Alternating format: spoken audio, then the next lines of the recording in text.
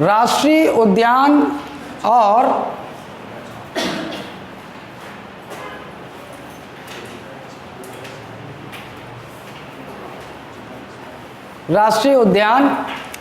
अभयारण्य। प्रदेश में राष्ट्रीय उद्यान और अभयारण्य कहाँ रखें, ये है। चलिए, उससे पहले मैं कुछ चीज़ें आपको बता दूं जो जोड़ने के काम आएगी आपको। जैसे हाँ, हो गया, चलो इधर आओ। मुद्दा है हमारा राष्ट्रीय उद्यान यानी कि नेशनल पार्क, राष्ट्रीय उद्यान और अभयारण्य यानी कि सेंचुरी और अभयारण्य,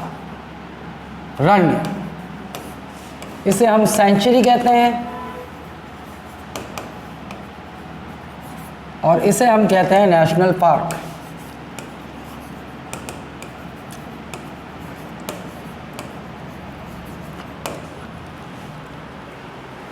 चलिए, थोड़ा सा मैं बता दूं, देखो थोड़ा भूमिका आपको सब पता होना चाहिए कि भाई राष्ट्रीय उद्यान और सेंचुरी लगेगा तो एक ही जैसा। हाँ, एक जंगल है और उस जंगल में कुछ वन्य जीव हैं, तो वो तो अभयारण्य में भी वही होता है, सेंचुरी में भी वही होता है और नेशनल पार्क में भी वही होता है। तो दोनों के बीच का बेसिक डिफरेंस क्या है? बेसिक डिफरेंस ये है कि यहाँ पर मानव गतिविधियाँ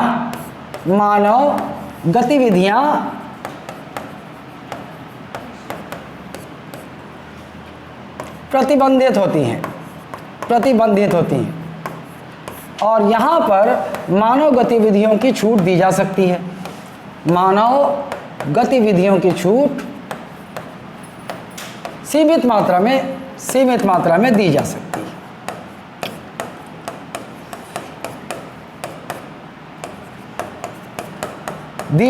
है।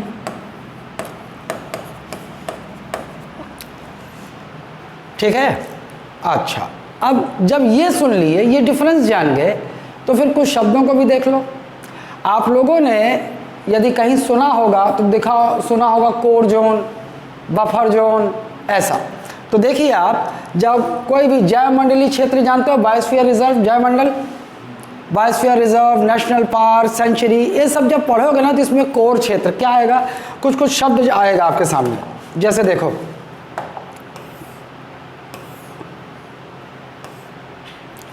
ऐसा मान लो कोई एक राष्ट्रीय उद्यान है। हाँ भाई, ये राष्ट्रीय उद्यान है, इसके बीच का ये जो क्षेत्र है ये कहलाता है कोर क्षेत्र, ये कहलाता है कोर। इसके बाहर इसके थोड़ा इसका क्षेत्र होगा, इसके बाहर यह कहलाता है बफर क्षेत्र, buffer zone, core zone, buffer zone, और ये कहलाता है ट्रांजिशन जोन, संक्रमण क्षेत्र, ट्रांजिशन जोन। ये 3 जोन आपको सुनाई देगा कहीं ना कहीं। कोर जोन में बिल्कुल मानव गतिविधि बिल्कुल ही प्रतिबंधित होती है। मतलब ये कि आप अपने मौलिक अधिकार का हवाला देते हुए कोर जोन में नहीं जा सकते। कोई आपको प्रतिबंधित है, आपको रोका जा रहा है कोर जोन में, लेकिन हमारे यहाँ के समारोह जीत पे अड़े हैं कि मैं तो जाऊँ कोर जोन में और शेरमन संग नहा हूँ कोर जोन में, कोनो तालाब में नहा हूँ जॉकी का अंडरवियर पहन के, है ना। वो मौलिक अधिकार का हवाला देते हुए पहुँच गया, मैं तो जाऊँगा, मेरे को मौलिक अधिकार है, मैं भारत में कहीं भी भ्रमण कर सकता हूँ, मैं भारत में कहीं भी जा सकता हूँ। तो उसको बोला जाएगा, देख भाई, बहुत सारे अधिनियम, एक तो पहली बात ये कि हाँ, हम जानते हैं आपको मौलिक अधिकार है, अनुच्छेद 19(1) के तहत आपको ये मौलिक अधिकार है, आप भारत में कहीं भी भ्रमण कर सकते हैं, कहीं भी जा सकते हैं। लेकिन संविधान स्वयं जो है उन मौलिक अधिकारों पर प्रतिबंध लगाता है, निर्बंधन तय करता है। जैसे कि भाई आपको बोलने की भी तो स्वतंत्रता है। इसका मतलब ये थोड़ी है कि रोड में खड़े हो जाओ, माइक लगा के किसी का भी रोगा भड़वा करना शुरू कर दो, नहीं कर सकते, है ना। निर्बंधन है, आपको वाक एवं अभिव्यक्ति की स्वतंत्रता तो है, लेकिन आप कोई ऐसा चीज़ नहीं बोल सकते जिससे दंगा भड़क जाए या किसी की मान प्रतिष्ठा को आप आघात पहुंचाएं। संविधान स्वयं ये निर्बंधन तय करता है। तो उसी प्रकार आपको ये मौलिक अधिकार तो है कि आप देश में किसी भी हिस्से में जा सकते हैं, बस सकते हैं, संपत्ति खरीद सकते हैं, वहाँ अपना व्यवसाय कर सकते हैं और स्वतंत्र है आप। लेकिन संविधान इसमें समय समय पर तार्किक निर्बंधन भी लगाता है। जैसे संविधान स्वयं लगाता है या फिर संसद एक कानून बना दे, उस कानून में एक प्रावधान हो कि हाँ भैया कोर क्षेत्र में जाना वर्जित है, नहीं जा सकते आम इंसान, प्रतिबंधित है, तो फिर प्रतिबंध है, फिर वहाँ आप मौलिक अधिकार का हवाला नहीं दे सकते। आप कोर जोन में जाकर शेर के साथ नहाने का विचार त्याग दें, ठीक है। यहाँ किसी को जाने नहीं दिया जाएगा, यहाँ केवल वो फॉरेस्ट ऑफिशियल जिनको अधिकार दिया गया है वही जा सकते हैं। बफर जोन, अब ये भाई एक क्षेत्र है जहाँ पर एकदम घना आबादी, जहाँ शेर रहते हैं, जहाँ जानवर रहना पसंद करते हैं, तो वहाँ रोक लगा दी गई। बफर जोन में यहाँ पर सीमित मात्रा में कुछ छूटें दी जा सकती हैं, जैसे स्कॉलर, रिसर्चर, मान लो इस बफर जोन में महत्वपूर्ण बहुत अच्छी औषधियों के मतलब वनस्पतियां हैं जिससे औषधियां बनाई जाती हैं, तो रिसर्चर उनको प्रॉपर प्रोटेक्शन के साथ यहाँ पे जाने की इजाज़त दी जा सकती है, यहाँ कुछ गतिविधियों की छूट दी जा सकती है। और ये ट्रांजिशन जोन ऐसा है कि यहाँ पर लोकलाइट्स, वहाँ के आदिवासी इस ट्रांजिशन जोन में या ट्रांजिशन जोन के बाहर यहाँ पर अपनी बस्तियाँ बनाकर रह सकते हैं। क्यों आदिवासियों को क्यों भगाया जाएगा वहाँ से, ठीक है। कोर जोन और बफर जोन में जो है उन्हें निवास करने का अधिकार नहीं दिया जाएगा, क्योंकि वहाँ उन्हें खतरा है, क्योंकि ये भी तो सरकार की जिम्मेदारी है कि जो ट्राइबल्स हैं हमारे उन्हें संरक्षित रखा जाए, ठीक। तो ये समझ गए, ये core zone, buffer zone, transition zone. National park, मानव गतिविधियाँ प्रतिबंधित होती हैं लेकिन सीमित। और वहाँ पर सेंचुरी में देखो कैसे आपको दोनों एक ही जैसा लग रहा होगा आपको लग रहा होगा कॉन्ट्राडिक्शन है यहाँ लेकिन जब प्रतिबंधित बोल रहा है तो मतलब इसको बोल रहा है पूरी तरह से। यहाँ पर कुछ विशेष परिस्थितियों में और यहाँ पर तो बस्तियाँ रह सकती हैं, ठीक। अच्छा, सेंचुरी अभयारण्य, ये भी बिल्कुल वैसा ही क्षेत्र है, जंगल का क्षेत्र, जहाँ जिसे क्यों निर्धारित किया गया है, क्यों निश्चित किया गया है, क्यों अभयारण्य बना गया कि यहाँ जानवरों को संरक्षित रखा जा सके, यहाँ पाए जाने वाले जानवरों को संरक्षित रखा जा सके। अच्छा, अब मानव गतिविधियां सीमित मात्रा में दी जा सकती, मतलब आप टूरिज्म के लिए हो सकता है आप यहाँ तक जाएं, स्वीकृति मिल सकती है, यहाँ बिल्कुल नहीं प्रतिबंध, यहाँ आप जा सकते हैं। अच्छा, और यहाँ पर लोकलाइट्स, यहाँ पे इस सेंचुरी के अंदर उनकी आदिवासियों की बस्तियाँ भी रह सकती हैं, उन्हें सीमित छूट दी जा सकती है। आप जाकर वन का जो है लकड़ियों का दोहन कर सकते हैं, वहाँ के वनोपज का दोहन कर सकते हैं, ऐसी सीमित छूट दी जा सकती है। जबकि ऐसा यहाँ आदिवासी यहाँ जाकर वहाँ वनोपज का दोहन नहीं कर सकते, यहाँ बिल्कुल भी ऐसे नहीं कि कोई भी कभी भी उठा के चला गया। तो ये एक बेसिक डिफरेंस है नेशनल पार्क, राष्ट्रीय उद्यान और अभयारण्य के बीच। अच्छा, अब यहीं पर आगे बढ़ने से पहले कुछ और चीज़ आपको जाननी चाहिए, जैसे एक वन्य जीव संरक्षण अधिनियम, वन्य जीव संरक्षण वाइल्ड लाइफ प्रोटेक्शन एक्ट, वन्य जीव संरक्षण अधिनियम अपने किस्म का पहला ये अधिनियम बना। कब बना? 1972 में वन्य जीव संरक्षण अधिनियम, वाइल्ड लाइफ प्रोटेक्शन एक्ट।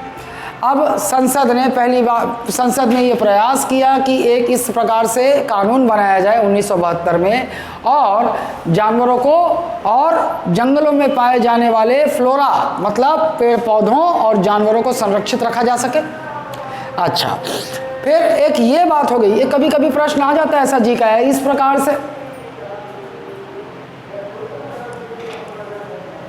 खुला तो नहीं है, और इस प्रकार के बहुत सारे, फिर देखना बाघों को बचाने के लिए टाइगर प्रोजेक्ट चलाया गया, हाथियों को बचाने के लिए एलिफेंट एक्ट बनाया गया, हिरणों को बचाने के लिए डियर एक्ट भी बनाया गया। ऐसे बहुत सारे एक्ट बने हैं, लेकिन उतने अंदर जाने की हमें आवश्यकता नहीं है। इन्वायरमेंट में शायद आप पढ़ो। अच्छा, फिर एक मंत्रालय है, मंत्रालय का नाम सुनोगे आप, पर्यावरण, वन एवं जलवायु परिवर्तन मंत्रालय, परिवर्तन मंत्रालय एक मंत्रालय है केंद्र स्तर पे। आपको जैसे गृह मंत्रालय, वित्त मंत्रालय, विदेश मंत्रालय, वैसे ही एक मंत्रालय ये है। क्या है? Environment, forest and climate change ministry, ministry of environment, forest and climate change एक मंत्रालय है। इस मंत्रालय के अंतर्गत एक सांविधिक संस्था काम करती है। उसका नाम क्या है? राष्ट्रीय बाघ संरक्षण प्राधिकरण, national tiger conservation authority, national tiger conservation authority, NTCA. तो किस मंत्रालय के अंतर्गत कार्य करती है ये? पर्यावरण, वन एवं जलवायु परिवर्तन मंत्रालय के अंतर्गत एक संस्था है, एक सांविधिक निकाय, स्टैट्यूटरी बॉडी है। और उस बॉडी का नाम क्या है? राष्ट्रीय बाघ संरक्षण अधिनियम आदि प्राधिकरण। इसका काम क्या है? ये बाघों के संरक्षण के लिए कार्य करता है और नीतियां बनाता है और उसे लागू करवाता है। जैसे देश में कहाँ कहाँ टाइगर रिजर्व बनाना है, कहाँ कहाँ किसे टाइगर रिजर्व घोषित करना है, ये कार्य किसका है? इसका है। हल्का सा वो दे देता हूँ। अभी 2021 में गुरु घासीदास राष्ट्रीय उद्यान और तमोर पिंगला के इन संयुक्त रूप से इन दोनों को टाइगर रिजर्व घोषित किया, टाइगर रिजर्व बना दिया गया, जिसकी हरी झंडी राज्य सरकार ने भी स्वीकार कर ली। भोरम देव को चल रहा है, भोरम देव एक अभ्यारण्य है, अभी आप देखोगे उसको भी टाइगर रिजर्व बनाने की घोषणा इन्होंने नोटिफाई कर दिया है कि हाँ भैया भोरम देव को भी आप बाघ रिजर्व क्षेत्र बना दें, लेकिन राज्य सरकार ने अभी तक इस पर कोई हरी झंडी नहीं दिखाई। ठीक है, आगे देखते हैं। यहाँ तक क्लियर है? अच्छा चलिए, ये सब अभी आएंगे, है ना। चलो, तो कितने राष्ट्रीय उद्यान है भाई साहब प्रदेश में? 3 राष्ट्रीय उद्यान, नेशनल पार्क की संख्या प्रदेश में कितनी है? 3। और वहीं पर अभयारण्य यानी सेंचुरीज की संख्या कितनी है? 11 अभयारण्य है हमारे यहाँ प्रदेश में।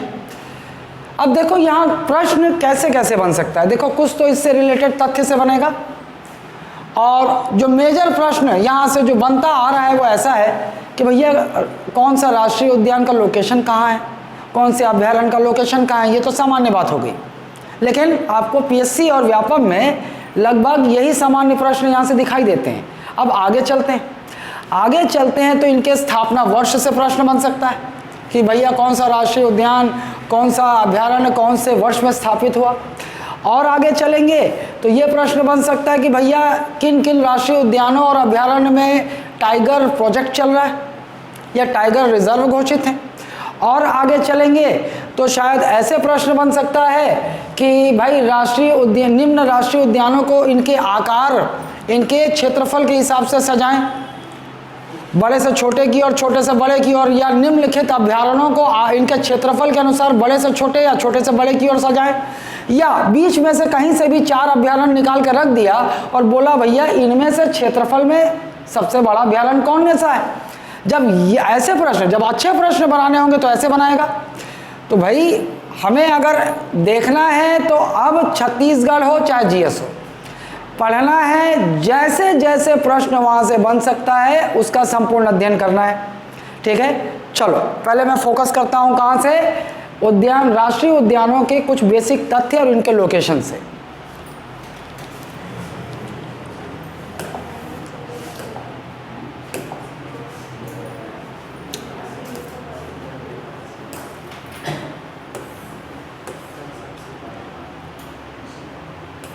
अरे नक्शा कहाँ गया?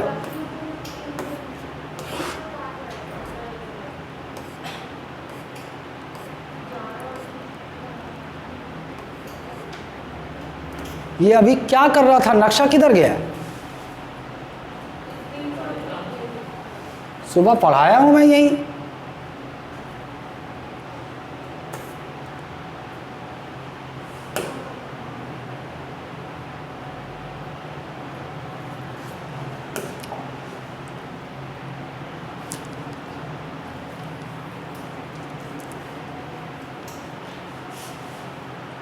पेन ड्राइव को रखा है क्या, पेन ड्राइव? अभी क्या कर रहा था, नक्शा यहाँ से डिलीट कर दिया क्या? स्क्रीनशॉट ली तो कहाँ किस?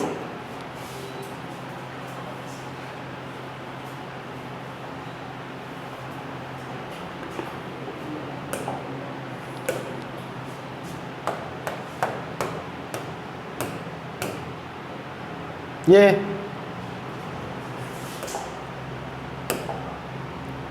अरे मैं पढ़ाया हूँ अभी यार, ये देखो सुबह पढ़ाया हूँ इसी में, और यहाँ खाली नक्शा था।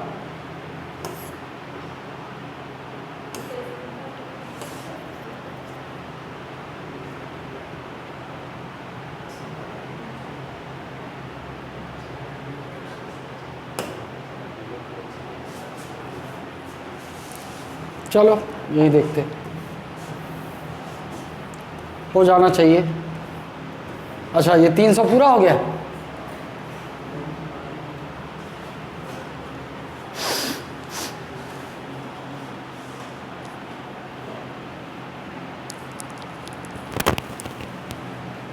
देखो कौन है,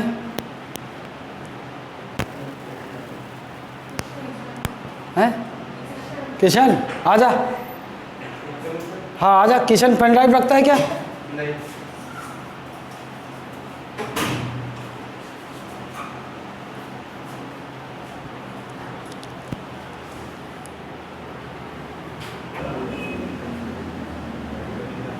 चलिए माफ कीजिएगा, थोड़ा ये लफड़ा हो गया था इधर।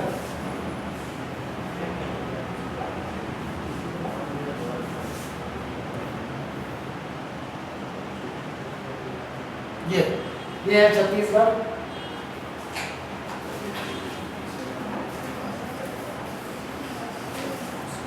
छत्तीसगढ़ में सबसे पहले राष्ट्रीय उद्यान देख लेते हैं। बेसिक पहले लोकेशन पे चलते हैं। सबसे पहले राष्ट्रीय उद्यान देख लेते हैं। कितने राष्ट्रीय उद्यान है प्रदेश में? 3। ऊपर से शुरू करते हैं। यहाँ पर इस प्रकार से आपको एक राष्ट्रीय उद्यान दिखाई देता है और इसका नाम है गुरु घासीदास। गुरु घासीदास राष्ट्रीय उद्यान। गुरु घासीदास राष्ट्रीय उद्यान। लोकेशन पे आपको दिख रहा होगा कि कोरिया का हिस्सा और सूरजपुर का हिस्सा दोनों लिया। तो ऐसे आपसे पूछे तो भैया ये दोनों जिलों में विस्तृत है, लेकिन इसका अधिकांश हिस्सा कोरिया में है और थोड़ा सा विस्तार इसका सूरजपुर जिले में भी है।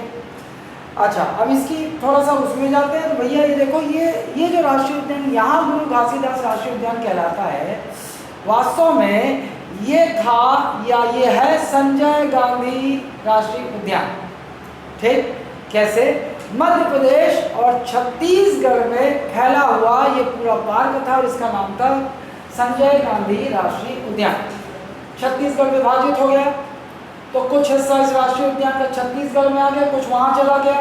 तो जो हिस्सा उस राष्ट्रीय उद्यान का छत्तीसगढ़ में आ गया, इसे नाम दे दिया गया गुरु घासीदास राष्ट्रीय उद्यान।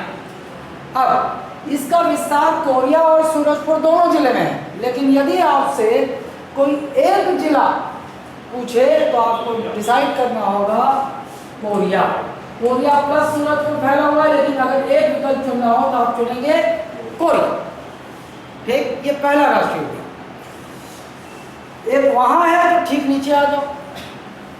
एक राष्ट्रीय उद्यान यहाँ पर है बीजापुर में और इसका नाम है इंद्रावती राष्ट्रीय उद्यान, इंद्रावती नेशनल पार्क। ठीक, ये दूसरा हो गया। इसका विस्तार पूछे तो केवल बीजापुर में है इंद्रावती राष्ट्रीय उद्यान। और एक और राष्ट्रीय उद्यान इधर आइए और ये है बस्तर में और इसका नाम है कांगेर घाटी राष्ट्रीय उद्यान। कांगेर घाटी राष्ट्रीय उद्यान। तो 3 राष्ट्रीय उद्यान ये हो गए, गुरु घासीदास कोरिया सूरजपुर, इंद्रावती बीजापुर और कांगेर घाटी बस्तर जिला। अच्छा, अब क्षेत्रफल देख लेते हैं थोड़ा सा। इसका क्षेत्रफल है 1441 kilometre square, 1441 kilometre square. Indravati का 1258 किलोमीटर स्क्वायर वर्ग किलोमीटर, और कांगेर घाटी का है 200 वर्ग किलोमीटर। मतलब यहीं पर एक जानकारी तो मिल गई कि तीनों राष्ट्रीय उद्यानों में सबसे छोटा राष्ट्रीय उद्यान कांगेर घाटी राष्ट्रीय उद्यान है, और सबसे बड़ा राष्ट्रीय उद्यान गुरु घासीदास राष्ट्रीय उद्यान है। ठीक है, ये भी जानकारी मिल गई। अब इसका स्थापना वर्ष भी देख लेते हैं। तो स्थापना वर्ष में देखिएगा, सबसे पहले कौन सा स्थापित हुआ? इंद्रावती राष्ट्रीय उद्यान 1948। 78 है यार, 1978। मेरे दिमाग में 78 ही चल रहा है, अब मुंह से निकल रहा 48। 1978। ठीक। उसके बाद गुरु घासीदास राष्ट्रीय उद्यान 1981 और कांगेर घाटी 1982। ये इनका स्थापना वर्ष।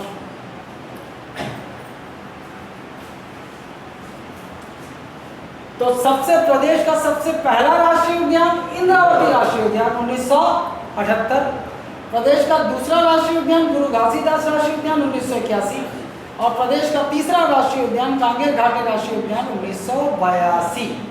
ठीक, ये हो गए 3 राष्ट्रीय उद्यान।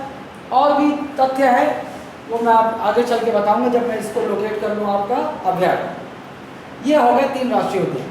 चलिए, गुरु घासीदास इंद्रावती राष्ट्रीय उद्यान का स्थापना वर्ष कब स्थापित हुआ? 1978। इंद्रावती 1978। क्षेत्रफल 1258 वर्ग किलोमीटर। आपको पता है भाई, वर्ग मीटर तो नहीं होगा, वर्ग सेंटीमीटर भी नहीं होगा, वर्ग किलोमीटर नहीं होगा, तो कहाँ इतना मेहनत करना? 1258 पता ही है अपने को वर्ग किलोमीटर में होगा।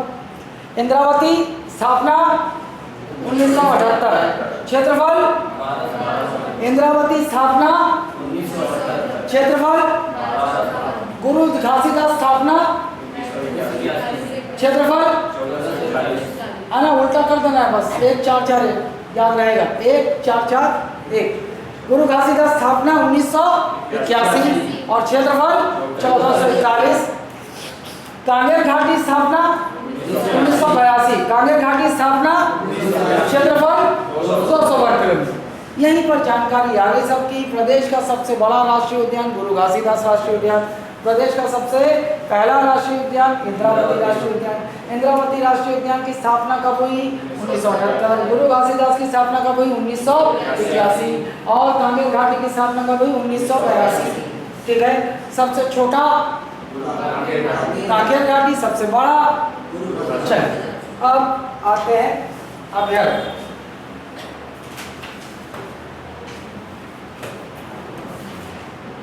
सूरजपुर में ही, इसी सूरजपुर में एक अभ्यारण्य है, इसका नाम है तमोर पिंगला।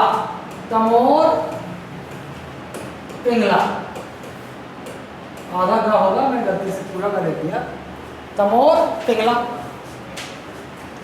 ठीक, यहाँ से आगे चलते हैं, यहाँ आते हैं कहाँ? बलरामपुर। यहाँ क्या है? सेमर सोत। यहाँ है सेमर सोत अभ्यारण्य, सेमर सोत अभ्यारण्य। और चक्र में आगे घूमते हैं तो जशपुर में क्या है? बादल खोल अभ्यारण्य। यहाँ है बादल खोल अभ्यारण्य, बादल खोल अभ्यारण्य। नीचे आते हैं तो यूं तो 28 जिलों में रायगढ़ कहा जाता है ना, लेकिन 32 जिलों में आएगा तो यहाँ आ जाएगा। और यहाँ पर कौन सा है? ये कौन सा है? गोमर्दा। ये है गोमर्दा। गोमर्दा है कि गोमरडा है, क्या है? गोमर्दा तो पढ़ते हैं क्या? मर तो ये आएगा ना यहाँ। रडा है कि दा कर? मैं तो दाई पढ़ा रहा हूँ, दा दा गोमर्दा। ये 4 हो गए। नीचे आते हैं तो एक में थोड़ा कष्ट है। बार प्रवाह पारा को आज भी सोर्सेस में बताता है महासमुंद, लेकिन कुछ लोग दावा करते हैं कि नहीं भाई ये बड़ौदा बाजार में। तो बार प्रवाह है, हाँ मैं बता रहा हूँ। तो असल में बार प्रवाह पारा का थोड़ा सा एरिया ये बड़ौदा बाजार में भी है, लेकिन आपको क्या लेना है, ये महासमुंद। अगर महासमुंद विकल्प में ना हो, बड़ौदा बाजार विकल्प में हो, तो आपको उत्तर लेने में आसानी हो, इसलिए बड़ौदा बाजार बता दो। ठीक है, ये कौन सा है, बारहवा पारा। अच्छा, यहीं से घूमकर चक्र में आगे चलती है, गरियाबंद है। गरियाबंद में क्या है, उदंती या फिर इसको उड्डयंती भी अगर लिख दे तो कंफ्यूज नहीं होना। अच्छा, इसी के पड़ोस में यहां धमतरी में यहां है सीता नदी, और नीचे आते हैं, इधर कुछ नहीं, इधर नहीं अभ्यारण्य के नाम, लेकिन यहां आते हैं तो यहां पर बीजापुर में इकलौता जिला है प्रदेश का जहां 2 अभ्यारण्य है। बीजापुर, ये है भैरमगढ़, ये क्या है, भैरमगढ़। और यहीं पर इधर दक्षिण भाग में एक और है और इसका नाम है पामेर। पामेर, पामेर, ठीक। यहां से ऊपर चलते हैं, यहां से ऊपर चलते हैं तो यहां आते हैं, यहां पर एक है भोरम देव, भोरम देव। और यहीं से थोड़ा सा और ऊपर चढ़ते हैं तो यहां आता है अचानक मां, अचानक मां। मेरे ख्याल से 11 हो गया, 11 अभ्यारण्य प्रदेश के ये। चलिए पहले इसका लोकेशन थोड़ा बैठाएं, किसके किसके दिमाग में ये लोकेशन है पहले से नहीं है? अरे इसी चल रहा है, दरवाजा खुला रखे, काहे बंद, काहे खोल दिया?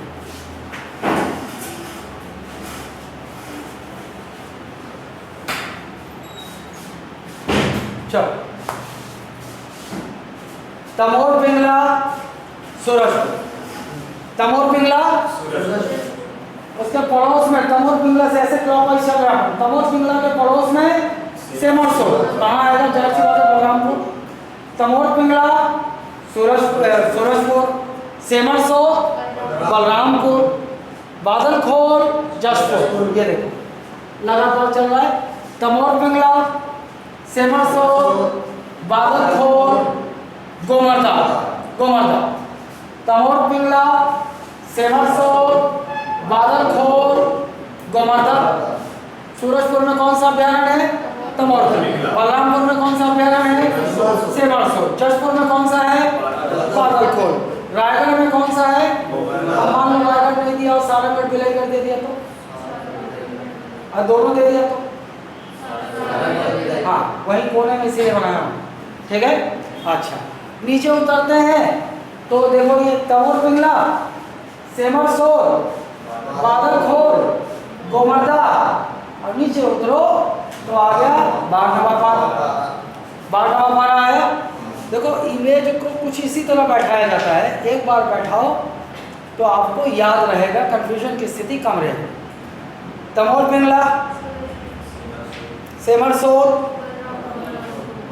बादलखोर, गोमर्दा, बारहवा। बारहवा पारा से नीचे आते हैं तो उदंती, कहाँ, गरियाबंद जिला आएगा, गरियाबंद में उदंती, ठीक। चलो एक बार फिर से, तमोर पिंगला सूरजपुर, सेमरसोर बलरामपुर, बादलखोर जशपुर, गोमर्दा रायगढ़, बारहवा पारा महासमुंद, गरियाबंद उदंती। ये हो गया।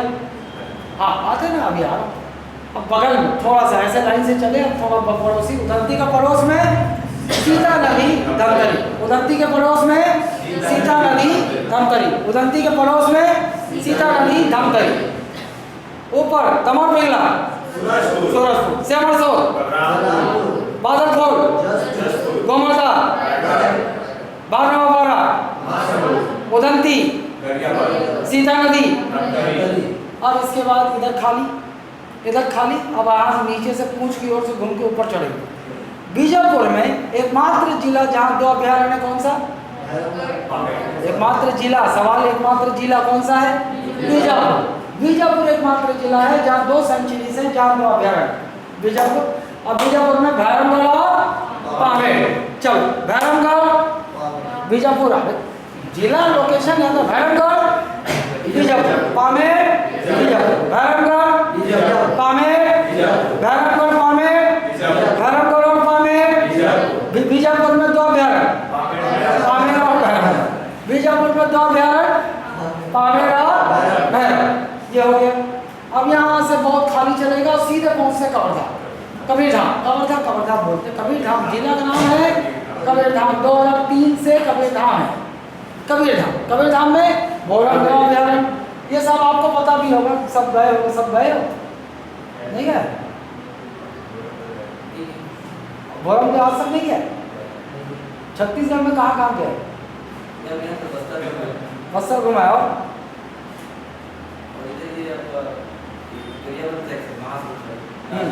उधर गए? भोरमदेव है कबीरधाम। और अचानक मार मुंगेरी,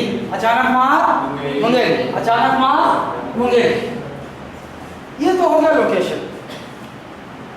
अब इनसे जुड़े कुछ तथ्य देखो, जानवर ये सब तो करेंगे आगे कि हाँ भाई कौन सा किसके लिए फेमस है, फिर आपको भैंसा दरहा, कोटमी सोनार, ये सब पक्षी अभयारण्य ये सब आएगा, लेकिन ये आज नहीं आएगा, ये आएगा मंडे को, क्योंकि सुबह इतना ही हुआ।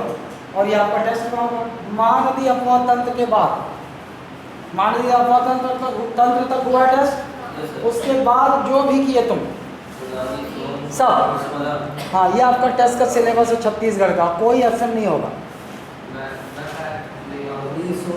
ले पहले से ही कहाँ जा रहे हैं? दोस्त के पास जाऊंगा, मतलब रुकने के लिए उसके रूम में रुकने के लिए। कहाँ? मैं जाऊंगा रिसाली।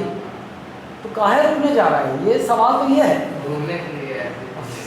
साला जो मेन बात है वो नहीं बोल रहा है। फाइन देगा तू, फाइन देगा तू, बता दिया है कि तेरी तबीयत खराब नहीं है, 30 रुपये मैंने लिए, है ना? हाँ नहीं टेस्ट आप बहुत सीरियस एब्सेंट हुए, मतलब छोड़ना नहीं है, टेस्ट को सीरियसली लेना। चलो अब पहले इसका स्थापना वर्ष स्थापना देखो, प्रदेश का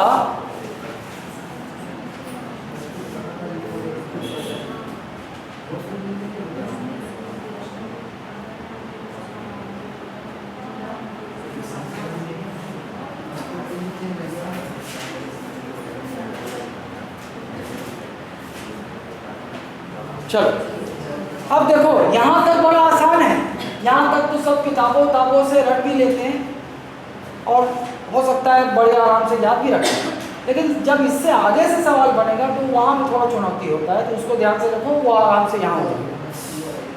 स्थापना वर्ष से क्वेश्चन बन सकता है, मैच से फॉलोइंग में आ सकता है, या फिर सीधा सीधा एक का अभ्यारण दे दे, बोलते भैया कब स्थापना हुआ था। ठीक, चलो सीता नदी 1900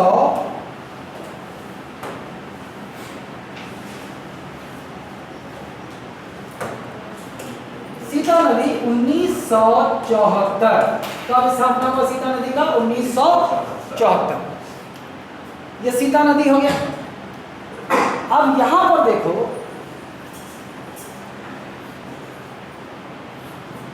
ये एक ट्रायंगल बन रहा है, ये ट्रायंगल बन रहा है ना? यहाँ पर भाई जगह नहीं थी तो मैं तमर पिंगला यहाँ लिख दिया, वरना मैं लिखूंगा ऊपर, तो ऐसे ऐसे क्लियर एक ट्रायंगल बनेगा, है ना? और ये ट्रायंगल जो है ये 1975, मतलब अचानक मार भी 1975, बादल खोल भी 1975 और गोवर्धा भी 1975। ये हो गया। इस ट्रायंगल के बाद मैं इस ट्रायंगल के ठीक इस नोक पर आऊंगा और ये 1976, 74, 75 में तिकोना और तिकोना के नीचे पॉइंट में है 76। तो देखो सीता नदी 1974, सीता नदी स्थापना, सीता नदी प्रदेश का सबसे पहला अभयारण्य, प्रदेश का सबसे पहला अभयारण्य the first sanctuary of Chhattisgarh Sitanadi Dhamtari, Sita नदी धमतरी 1974। चलो सीता नदी, फिर उसका जिला बोलो और उसका स्थापना वर्ष। सीता नदी धमतरी 1974, सीता नदी धमतरी 1974। फिर आगे चलते हैं 1975 में। 1975 में गए तो अचानक मार मुंगेली, बादल खोल जशपुर, गोमर्दा रायगढ़। चलो 1975 में 3 अभयारण्य, अचानक मार मुंगेली, बादल खोल जशपुर, गोमर्दा रायगढ़। 1974 सीता नदी धमतरी, 1975 अचानक मार मुंगेली, बादल खोल जशपुर, गोमर्दा रायगढ़। तिकोना बन गया। नीचे की ओर अब आगे चलते हैं। 1976 बार नवापारा मासिक, 1976 बार नवापारा मासम। चलो 76 तक हो गए। 76 के बाद हम सीधे जाएंगे 78। इसको मिटा देता हूं ना क्योंकि ये कंफ्यूज कर देता। 73 के बाद सीधे गए और मैं पहुंचा 1978, है ना? 1976 के बाद सीधे 1978। 1978 में दोनों ऊपर के दोनों तमोर पिंगला सेमरसो, 1978 तमोर पिंगला सूरजपुर सेमरसो बलरामपुर। 1978 तमोर पिंगला सूरजपुर सेमरसो बलरामपुर। 1978 तमोर पिंगला सूरजपुर सेमरसो बलरामपुर। ठीक। अब जब 1978 में एकदम ऊपर चले गए तो 1981 के लिए एकदम नीचे आ गए।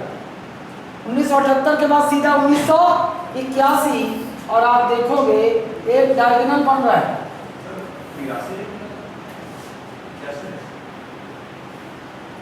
अरे 1983 होना चाहिए, 83 होना चाहिए। 1983 78 के बाद सीधा 1983 और डायगोनल बन रहा है। देखो ये उदंती से भैरमगढ़ पामेर डायगोनल बन रहा है। ठीक है। 1983 नीचे साइड डायगोनल बन रहा है। क्या क्या?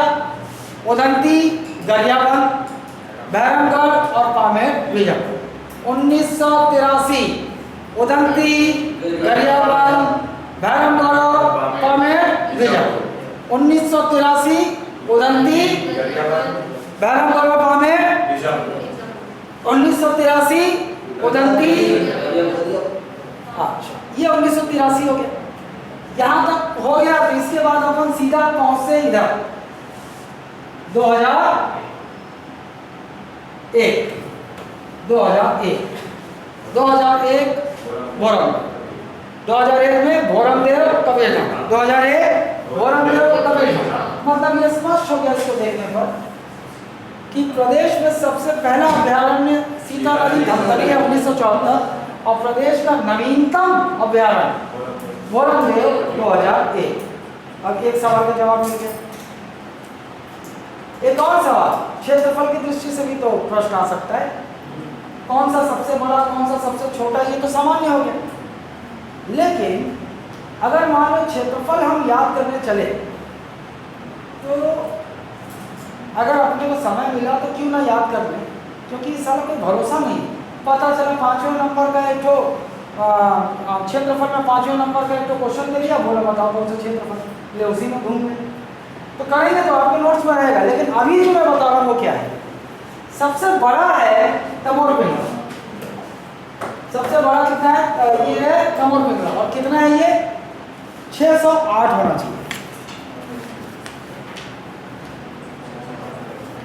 608 वर्ग किलोमीटर। तमोर पिंगला का क्षेत्रफल कितना है 608, जाहिर सी बात है किलोमीटर वर्ग स्क्वायर नहीं लिख रहा, किलोमीटर स्क्वायर नहीं लिख रहा हूँ ना, 608 किलोमीटर स्क्वायर। तमोर पिंगला का क्षेत्रफल 608, और सबसे छोटा है बादलखोर, देखो पड़ोसी बादलखोर कितना है 105।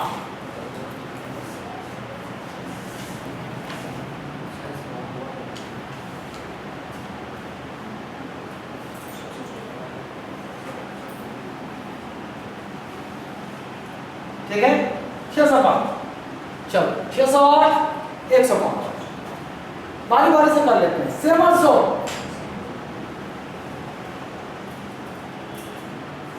स्रोत है 430, ये कितना है 430।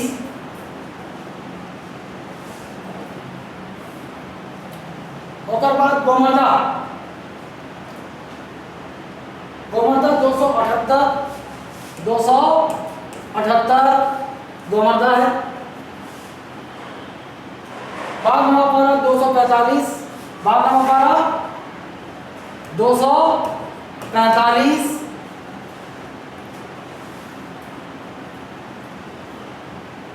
उदंती 230, उदंती 230,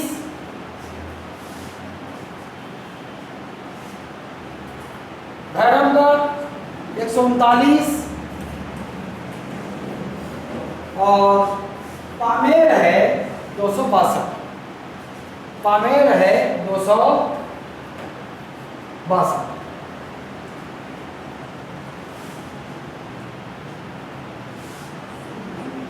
अगर बात भोरमदेव 163, अचानक मार 553, भोरमदेव 163, अचानक मार 553।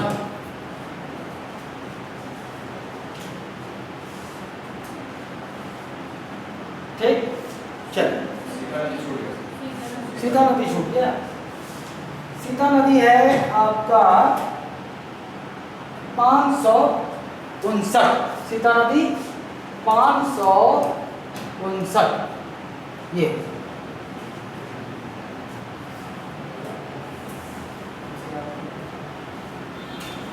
देखो, अगर मैं बड़े से छोटा करूं तो इसका अपन एक कोड बना सकते हैं, क्योंकि ये आंकड़ा हो सकता है अपन मिस कर जाए, आंकड़ा हो सकता है मिस कर जाए, लेकिन मान लो इधर उधर से कहीं से चार्ट हो दे दिया, बोला इनमें से सबसे बड़ा कौन सा, फंस जाओगे फिर। अगर ये आंकड़ा मिस हो गया तो गया। तो इसके लिए अपन थोड़ा सा दिमाग लगा लेते हैं। क्या दिमाग लगाएंगे, मैं बहुत कोड बनाने की कोशिश किया, लेकिन कोड मेरे से जो बना वो ये है, ईसास जीपी बीयू हो भाई बादल। लग रहा उल्टा, लग रहा उठना, लेकिन ये जवाब में बस जाता है ना, फिर यही रह जाए, हमेशा याद रहेगा। 22 आधिकारिक भाषाओं में बताया था मैं। हाँ क्या है बता। हाँ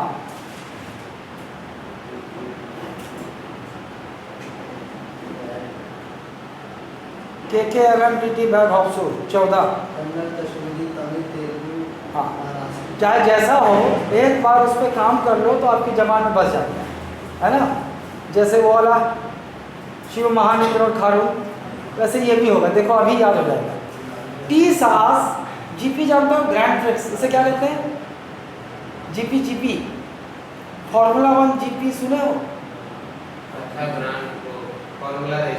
हाँ फॉर्मूला 1 कार वाला जीपी, मोटो जीपी नहीं सुने यार, कोई मोबाइल वाले पहले खेले होंगे। ग्रैंड ट्रिक्स बाइक रेसिंग है ना, तो टी की साथ जीपी में गई ग्रैंड ट्रिक्स। ग्रैंड प्रिक्स में गई और वहाँ अब इसके बाद में मैं बहुत पुराने क्वेश्चन तुम लोग देखो कुछ बन रहे हैं मेरे को तो ऐसे ही याद है टी सार जी पी बी यू भोपाई बादल।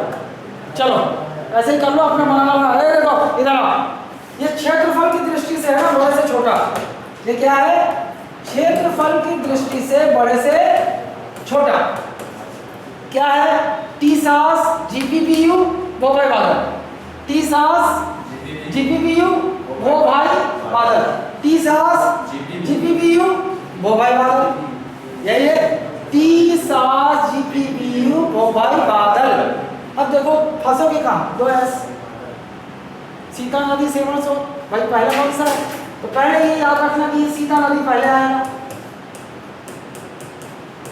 तो दूसरा जाहिर सी बात है सेवन सो हुआ। अब आप कहाँ फंसोगे,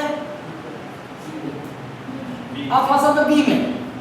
बी में फंसने का कोई बात ही नहीं, कैसे बोलो वो से भोरम भय से भैरमगढ़ और बादल तो बादल को है, तो एक बचा कौन सा, ये 12वां पर यही तो बचा।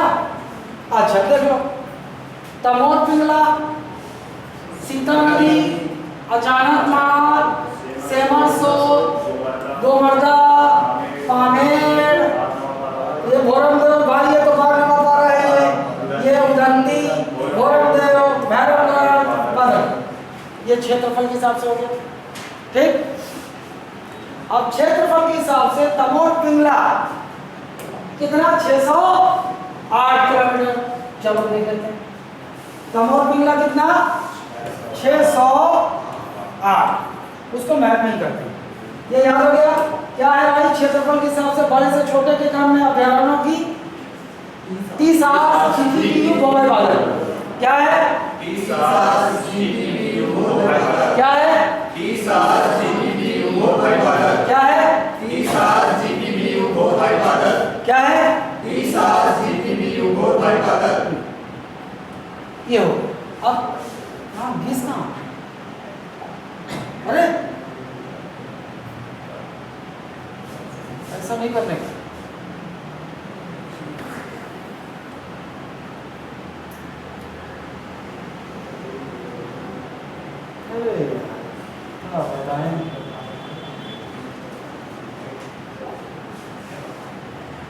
होम से आते हैं क्या वापस, कुछ पता आइडिया है क्या,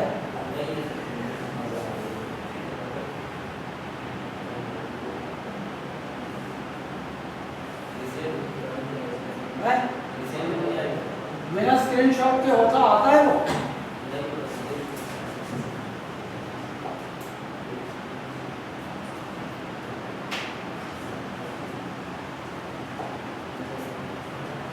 ओके 26 स्वाहा, कोई बात नहीं। चलो बाकी सब याद है ना, इसको वो देख लेते हैं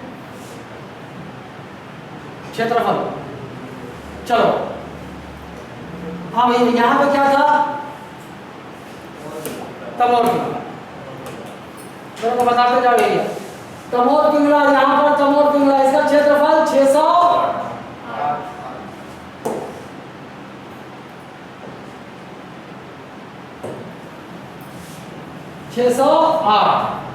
तमोर पिंगला के बगल में इधर सेमरसो, सेमरसो 430, इसके इधर के बादल खोल ये कितना 105, इसके इधर गोमर्दा, गोमर्दा कितना 278, इसके इधर बारनापारा कितना 245, इसके इधर उड़ंती कितना 230, इसके इधर सीता नदी ये कितना 559, इधर आ जाओ, इधर आ जाओ भैरमगढ़ 139, इधर इधर पामेर 262, ऊपर चलते हैं भोरमदेव 163 और अचानक मार 553।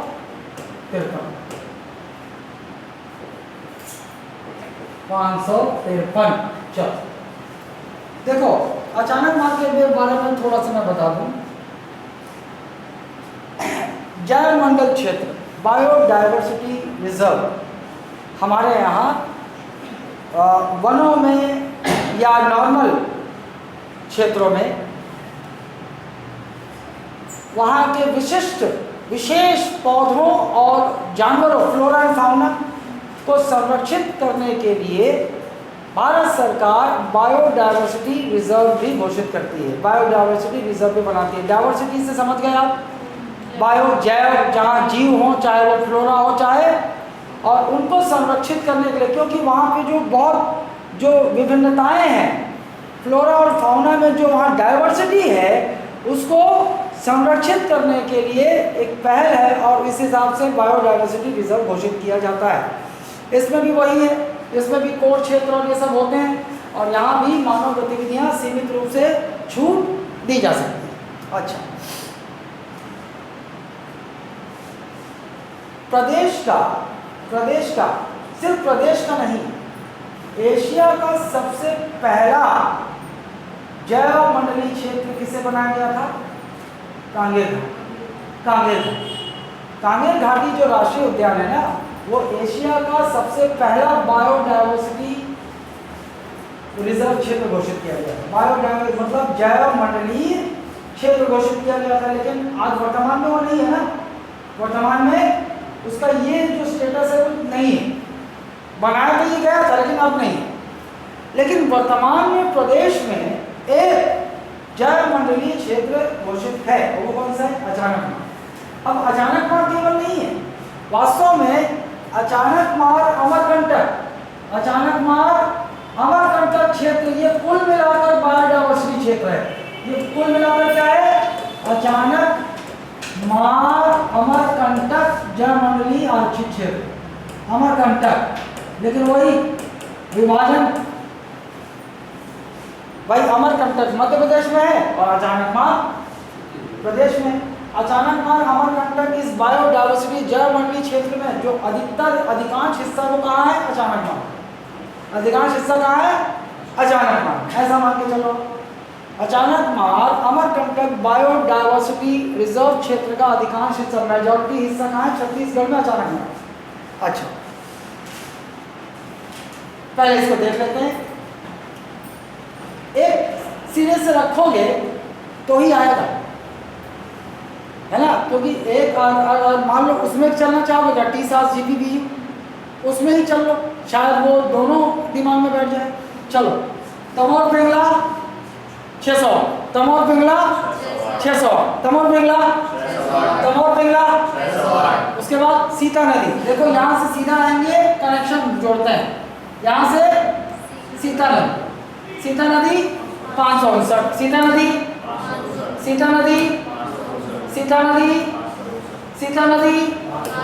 सीता नदी। चलो, तमोर पिंगला के बाद सीता नदी 559।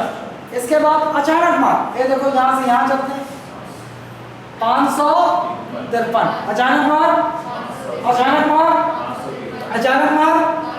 तमोर पिंगला 600, नीचे आए सीता नदी 559, फिर ऊपर गए अचानकमार 553, उसके बाद कहाँ जाएंगे? दूसरा एस बचा, सेमर सोच जाएंगे। चलो यहाँ से चलते हैं, यहाँ से चलते हैं सेमर सो, यहाँ से चले सेमर सो 430, सेमर सो तमोर पिंगला, सीता नदी, अचानकमार, सेमर सो। चलो, अब इसके बाद T7 GPBU, जी यहाँ से आए, यहाँ गोमर्दा 278, गोमर्दा।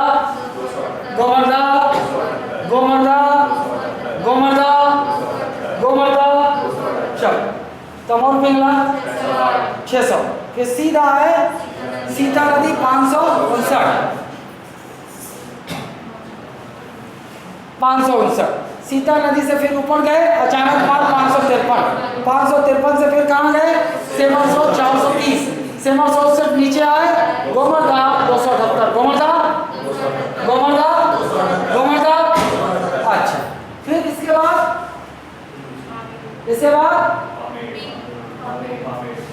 टी-सा-जी-पी पामेर। इसके बाद पामेर, यहाँ से सीधा यहाँ पामेर 262। पामेर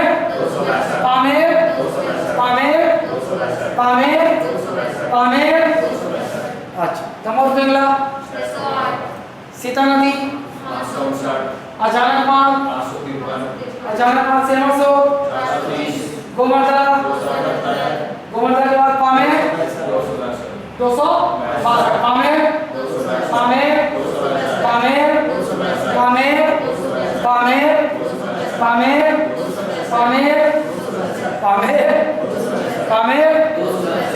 आज देखो, याद ऐसे ही होता है। आप सोचोगे एक बार पढ़ लिए ऐसे उधर से पूरा, तो पूरा 11 एक साथ याद रखने की कोशिश करोगे, नहीं होगा। टुकड़ों में जोड़ते जाओ। तमोर पिंगला 608। तमोर पिंगला के बाद पहुंचे हम सीता नदी 559। सीता नदी के बाद ऊपर चढ़ के फिर गए अचानक मार 553। अचानक मार से फिर दूसरे कोने में पहुंच गए सेमरसो 430। सेमरसो से ठीक रायगढ़ में आ गए। गोमर्दा में कितना 278। और गोमर्दा से सीधा बीजापुर के पामेर में आए 262। पामेर GPBU। अब बी 12वां पारा, यहाँ से 12वां पारा चलते हैं। ये लो वापस, यहाँ से 12वां पारा 245। 12वां पारा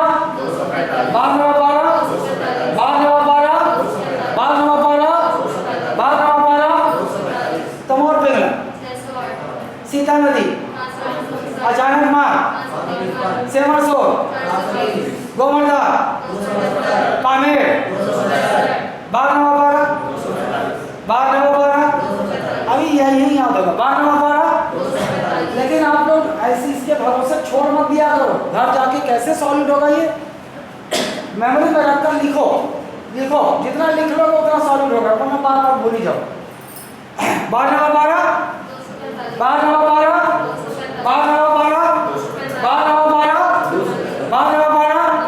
पामेर 62। पामेर 12वां पारा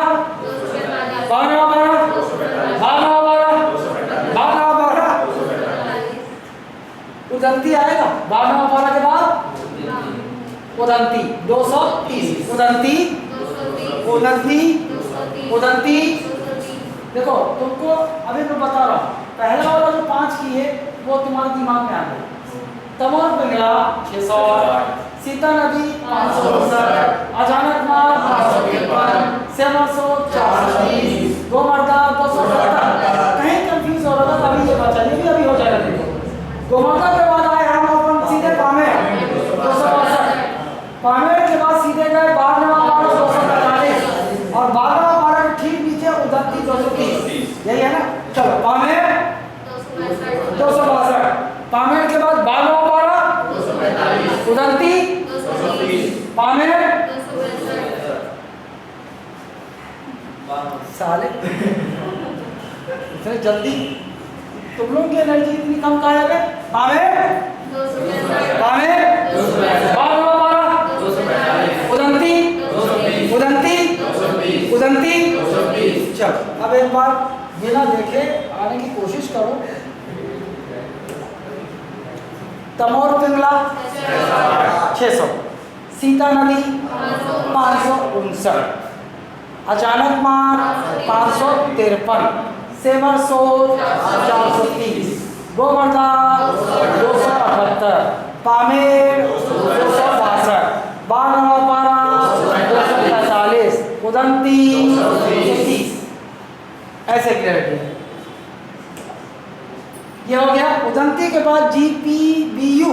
अब भोरमदेव हमारी 163। भोरमदेव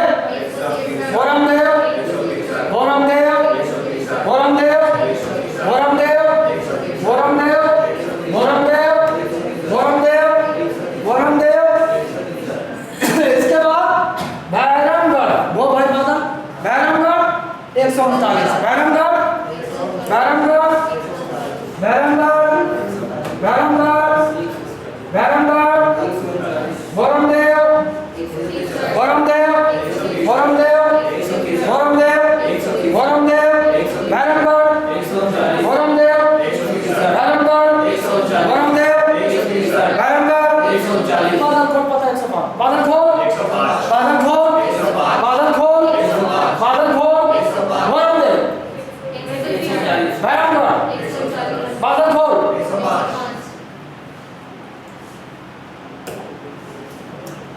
तमोर पिंगला 600, सीता नदी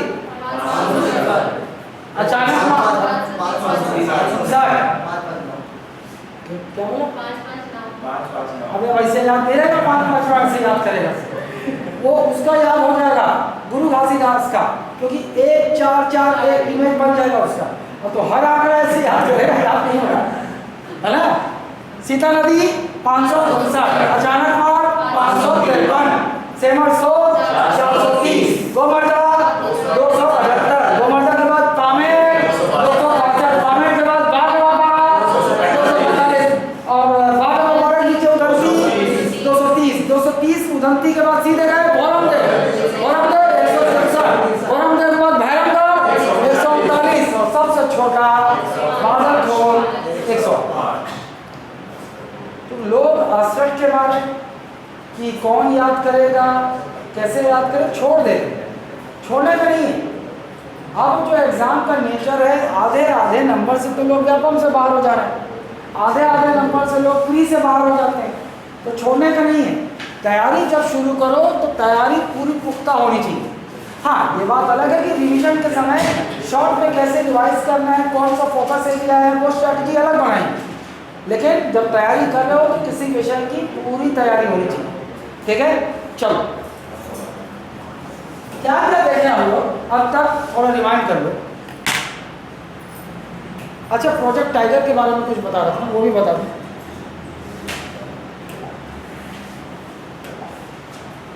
छत्तीसगढ़ में टाइगर रिजर्व कितने हैं? 3, एक अभी और बनने वाला था। 4 बन चुके हैं, एक और बनने वाला है, प्रोसेस में, बताता हूँ।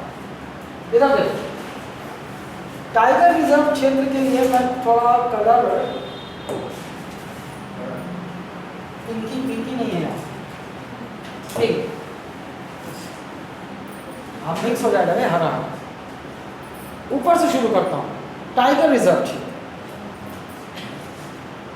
यहाँ पर 2 चीजें हैं, एक तो तमोर पिंगला है, गुरु घासीदास है, ये मैं दोनों को लूंगा। मतलब गुरु घासीदास राष्ट्रीय उद्यान प्लस तमोर पिंगला अभ्यारण्य दोनों को टाइगर रिजर्व घोषित किया है। किसने किया है? एनटेक, एनटीसीए, राष्ट्रीय बाघ संरक्षण प्राधिकरण ने, जो कि किस मंत्रालय के अधीन कार्य करती है? अरे उसका पूरा नाम ऐसा नहीं है, पर्यावरण पहले आएगा, पर्यावरण वन एवं जलवायु परिवर्तन मंत्रालय। बता दे रहा हूँ, ऐसे ही प्रश्न आ जाता है कि भाई इसमें पहले क्या आएगा, चलो पर्यावरण वन, इसमें सबसे पहले क्या आएगा, ऐसे भी प्रश्न बन जाए, क्या करो।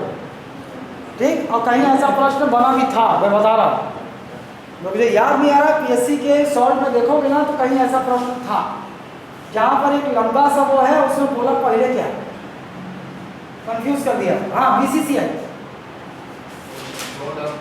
4 ऑप्शन दिया था और लोग, मैं बता रहा हूँ 90% लोग उसको गलत कर दिया।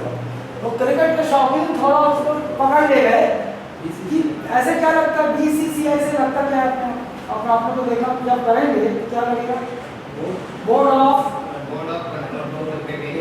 हाँ, क्रिकेट पहले ले लेते हैं, board of cricket and control in India, कुछ इस तरीके से लोग कंफ्यूज हो। वो कैसा है बीसीसीआई का full form? Board of control for cricket in India. GK है ना, ऐसा नहीं है, अभी सुने उसको मैंने लिख लिया या शॉर्ट में होगा। इधर आओ, तो टाइगर रिजर्व हाल ही में, ये नवीनतम है ना, 2001 में राष्ट्रीय बाघ संरक्षण प्राधिकरण ने, और ये अस्तित्व में आ गया, कब आया? 2001। 2000 कचरा हो गया, मिटा दो तो।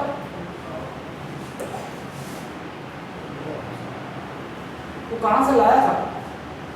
डाउनलोड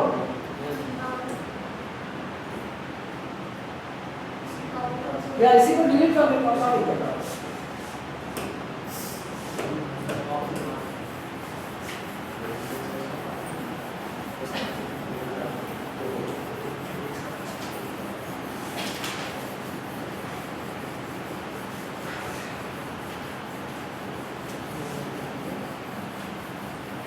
चलो, टाइगर रिजर्व, प्रदेश में टाइगर रिजर्व, एक तो ये क्षेत्र, ये क्षेत्र,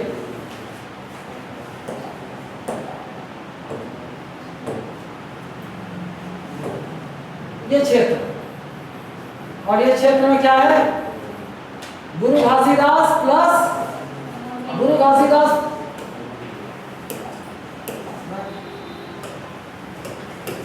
घासीदास प्लस तमोर पिंगला। ये कब? 2001 ये लेटेस्ट है, इसलिए ये पूछ सकता है आपका इसका। और तीन और कौन कौन से देखो, इधर नीचे उतरोगे तो ये है, यहाँ है अचानक मार, ये यहाँ टाइगर रिजर्व एक है अचानक मार, ठीक, मुंगेली में। इधर नीचे आओगे तो यहाँ पर आपको दो मिलेगा, सीता नदी उद्यंती, सीता नदी और उद्यंती, ये अचानक मार हो गया, और ये सीता नदी प्लस उद्यंती। और एक और है, प्रदेश का पहला टाइगर रिजर्व, जानते हो कहाँ बना था? इंद्रावती राष्ट्रीय उद्यान। ये कौन सा है? इंद्रावती। तो प्रदेश में, और एक बात इससे पहले मैं बता दूं, 2017 में ही, 2017 में इसको मैं अलग कलर से वो कर रहा हूँ, आपके नोट्स में रहेगा सब, आ जाएगा बस, याद है जल्दी से। ये भोरमदेव, यहाँ भोरमदेव है। भोरमदेव को राष्ट्रीय बाघ संरक्षण प्राधिकरण ने 2017 में ही नोटिफाई कर दिया है कि भोरमदेव को टाइगर रिजर्व क्षेत्र बना दिया जाए, लेकिन राज्य सरकार ने अब तक इस पर कोई हामी नहीं भरी है, इसलिए ये नहीं हो सका।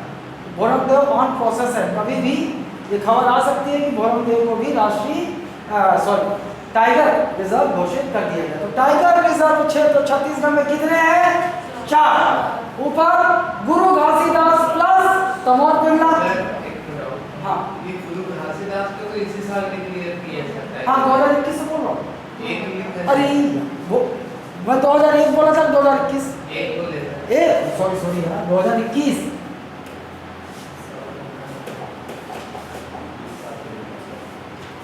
ये आजकल ये मैं बोलता कुछ और, मैं लिखता कुछ और, ऐसा क्या होता है?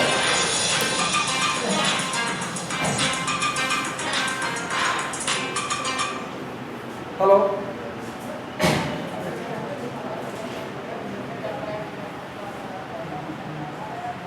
तिलक मुद्रा लगा के क्रिकेट खेलने जाता है।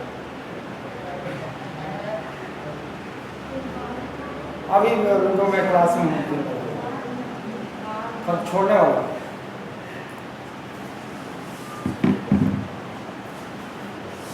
तिलक मुद्रा लगा के क्रिकेट खेलने जाता। हाँ, 2021 में, मैं हाल ही में बोला ना, अभी हाल ही में 2021। और ये जो भोरमदेव है, इसको 2017 में राष्ट्रीय बाघ संरक्षण प्राधिकरण ने इसे नोटिफाई कर दिया है कि ये बाघ संरक्षित टाइगर रिजर्व बने, लेकिन राज्य सरकार ने हरी झंडी नहीं दी, इसलिए रुका हुआ। तो प्रदेश में वर्तमान में कितने टाइगर रिजर्व हैं? ऊपर सबसे पहले गुरु घासीदास प्लस तमोर पिंगला, फिर इसके बगल में अचानक मारा, और इधर नीचे आ जाओ इंद्रावती, और इधर सीता नदी प्लस उद्यंती, ये 4। ठीक, सबसे पहला इंद्रावती, और सबसे नवीनतम इसका ये लिखा है, ये गुरु घासीदास, ये लिखा नहीं होगा, ये हो गया। इंद्रावती कब बना टाइगर रिजर्व? 2009। ये देखो इंद्रावती कब बना? 2009 में। और आपका अचानक मार्ग भी 2009 में। उदंती और सीता नदी ये भी 2009 में। अच्छी बात है, 2009 में ही ये तीनों हुए, है ना। और ये 2021, ये ध्यान रख सकते हो। टाइगर रिजर्व क्षेत्र कब बने? 2009 में। बाकी तीनों बने और ये बना 2021। ठीक है। I hope this is all from today. और भी अंदर चलेंगे आगे अगली क्लास में, थोड़ा सा ज़्यादा से ज़्यादा 15 मिनट, उसके बाद हम आगे चले जाएंगे इसके आगे।